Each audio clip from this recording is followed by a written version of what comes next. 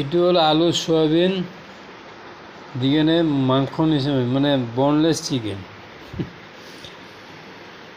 Boneless chicken means ultimate soybean. এটি হল শিম ভাজি, শিম আলু দিগেনের ভাজি বনাইছে এয়া। এটি হল নিচিলা মাছৰ পেস্ট কৰি কেনে বৰা। এইটো নিচিলা মাছটো মূৰটো পেস্ট কৰি বৰা।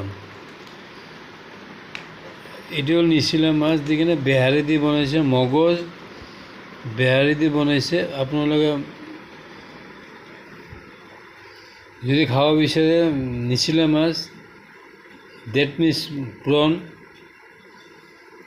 অসমীয়াতকৈ নিচিলা, ইংলিছতকৈ প্ৰন। এইটো যদি আপুনি বনাব বিচাৰে মগজ বেহাৰ আৰু কাজু দি কেনে বনাব পাৰে। চাওক কি লুক চাইছে নহয়, ফ্লেভাৰ্ছটো ভাল।